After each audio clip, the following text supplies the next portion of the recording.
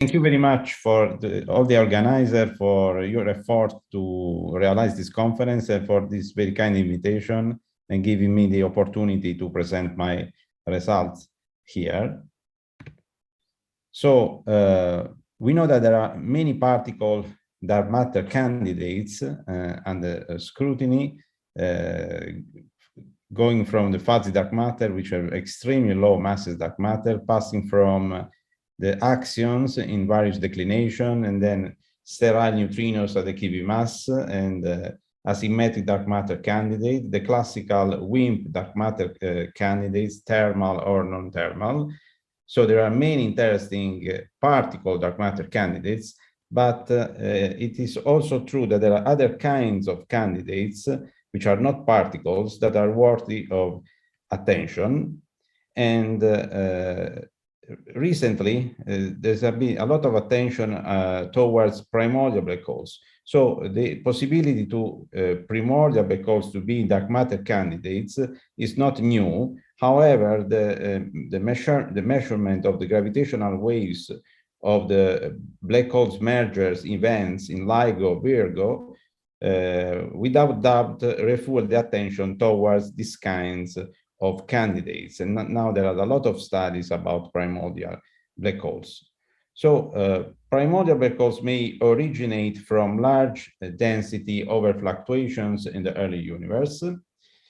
If the lifetime is larger than the age of the universe, this object can form dark matter or a fraction of it.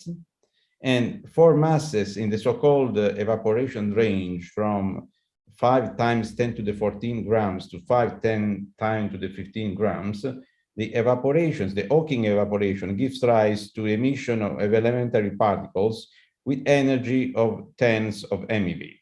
So in the Hawking radiation, also neutrinos are emitted among the other particles with peak energy around 4 times the temperature of the primordial black holes. Also, the primordial black holes neutrino detection has been already proposed in the past with old paper by Alzen and Bugaev, but also in this case, there is more recent work using Super-Kamiokande, Juno, and Dune, and Theia. So there are many limits on the primordial black holes set in a vast range of masses. And here you see in this corner, we have the evaporation range, but then we have a lot of limits from completely different kinds of techniques. And what about neutrinos emitted by primordial black holes? So the temperature of the black holes is given by this formula. So we see that if we multiply this by a factor of 4, we have for masses of 10 to the 15 grams, we have energy of tens of MeV. This is the Hawking temperatures. And this is a beautiful formula because it contains 4 fundamental constants. So the Planck constant, the speed of light, the gravitational constant, and the Boltzmann constant. So this formula is the formula that gives us the number of neutrinos per unit time and energy. So it's a Planck distribution, so a black body distribution, which is corrected by this factor gamma nu, which has a so-called gray body factors, which encodes the imprinting of the gravitational fields of the black holes, because the neutrino must escape the black holes from the event horizon to the asymptotic observer. And below I have the formula of the differential neutrino flux coming from the primordial black holes in the Milky Way halo, and in the second case from the extragalactic contribution, which are, of course, in this case, are redshifted, the energy is redshifted. In orange, I have this F primordial black holes, which indicates the fraction of primordial black holes over the total dark matter. So these plots representing neutrino fluxes from primordial black holes put in context, compared with the ordinary neutrinos. So the dashed lines, dashed curves, represents the well-known background. So we have the solar neutrinos from the PP at very low energy to the boron and HAP neutrinos around 10, 15 MeV. we also have in this range the diffuse supernova background, which is lower, but at higher energy, we have the atmospheric neutrinos. So on top of this, I represent also for 3 benchmark values of the mass and the fraction of primordial black holes, I represent the neutrinos from primordial black holes. And the solid curves represent the so-called primary contributions, so neutrinos which are directly produced by Hawking radiation, while the dotted curves represent the secondary neutrinos which are produced in the decay and the hadronization after the primary emission. So we see that in our case, the primary neutrino contribution is the most relevant because both the flux and the energy of the secondaries are lower. So basically in our study, the primary are the more important, even if in the analysis, the full analysis, we include also the secondary. But from this figure, it is clear that if we have hope to see these primordial black holes neutrinos, we have to look just at energy larger of the cutoff of the solar neutrinos, of the HEP neutrinos, around 15 MeV. So in this region, we have a background which is substantially a background from atmospheric neutrinos. So how the idea of this work came out. So just looking at this plot, because in this plot is represented the cross-section of various processes involving neutrinos, and there is especially a comparison between the coherent neutrino scattering neutrinos, which is in the blue curve, compared with other cross-section, which are usually used to detect neutrinos, the inverse beta decay or the elastic neutrino scattering. And we can see that there are 2 or 3 order of magnitudes of difference. So we thought, so in neutrinos field, we have, it's common to have megaton detectors. So, and this elastic scattering or inverse beta decay cross-section to detect neutrinos. But now, very recently, also, we have evidence of observation of the coherent neutrino scattering observed by the coherent experiments, which may offer an opportunity to detect these neutrinos in dark matter direct detection, where the mass is lower. So we need at least, we will see a kiloton detectors. At the moment, we have 1 ton, but in the future, there may be an upgrade of this. And in this plot, I show what is quite famous, which is the neutrino floor.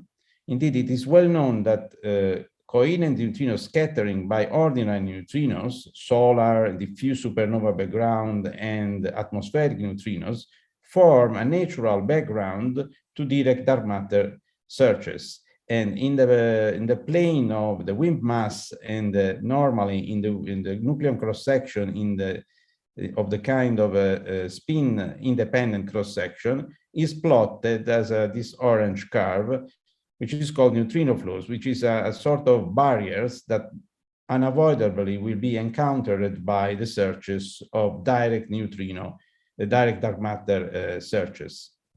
Indeed, I have to say that we are very close to the detection of this coherent neutrino scattering process by the boron 8 neutrinos from the sun. This is by the xenon 1T experiments.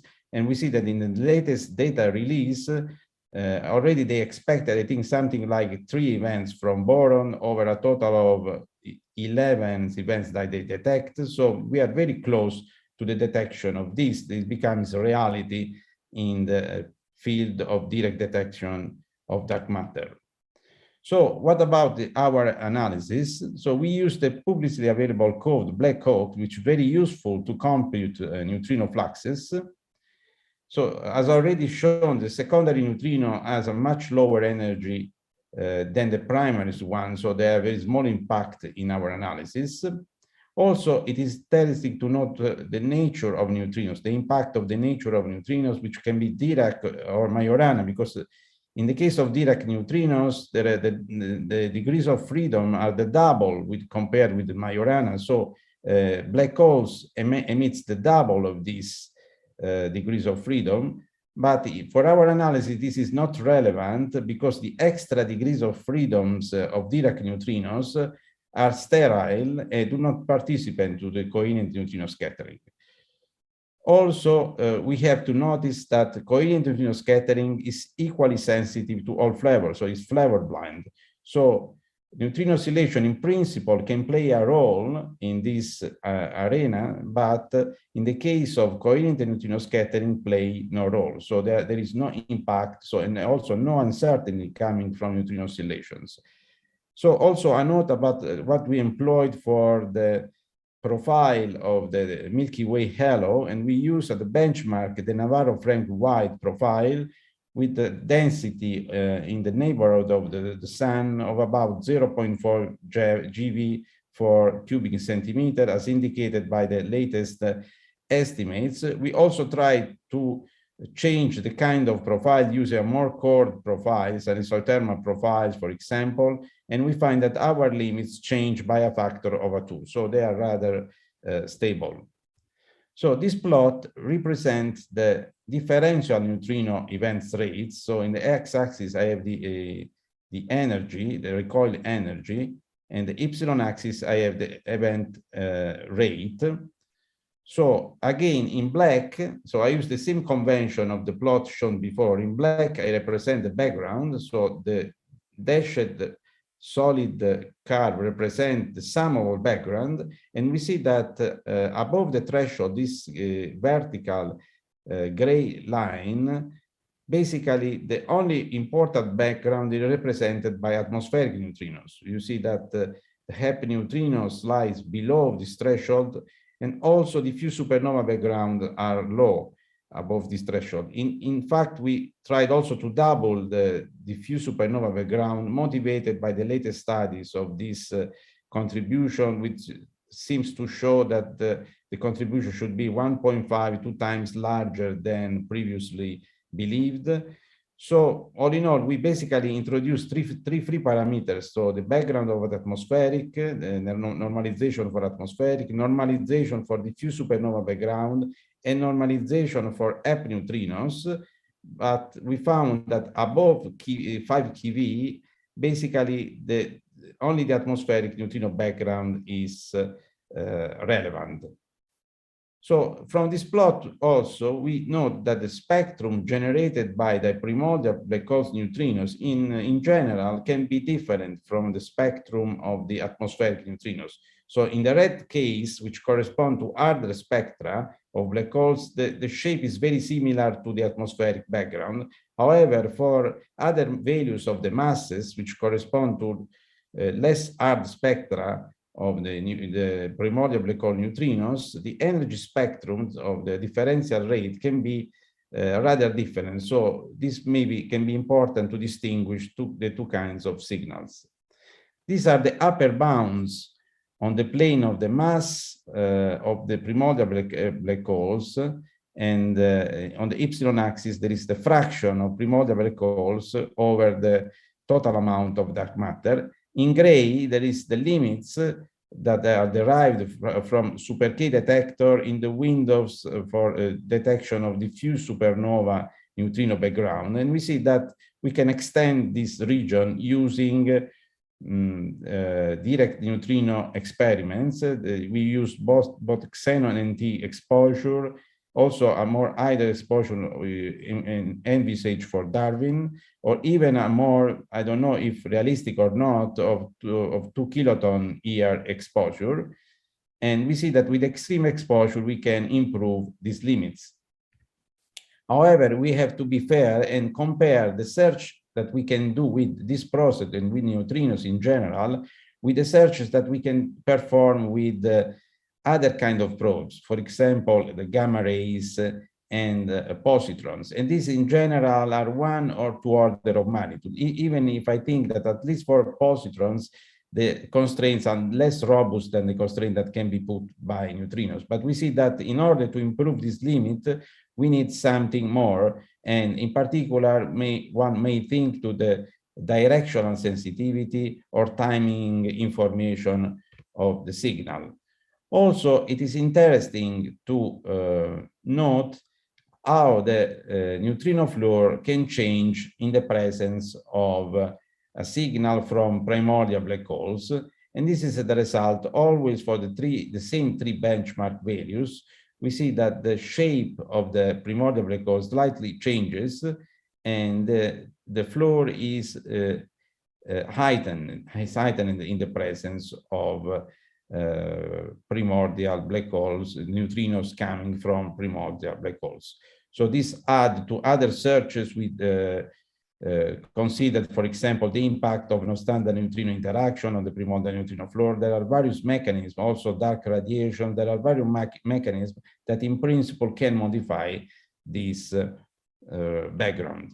So in conclusion, primordial black holes in the evaporation range, emit neutrinos with energy of tens of MeV, and the coherent neutrino scattering provide a new opportunity to detect primordial black holes neutrinos, which are complementary to Super-K, Juno, Dune, and Theia, which give similar or even lower sensitivity with respect to direct dark matter experiments. So we may hope in an improvement of sensitivity that may be achieved with timing and directional informations. And also, I would like to conclude stressing that in our study, basically, what are called dark matter direct detection experiment will work rather as low energy neutrino telescopes. So there will be a sort of counterparts of the high energy neutrinos telescopes like IceCube of CEvNS, because we are not detecting directly the dark matter, but indirectly through the neutrinos that they emit, basically. So this is very intensive point, I think. So thank you very much for your attention.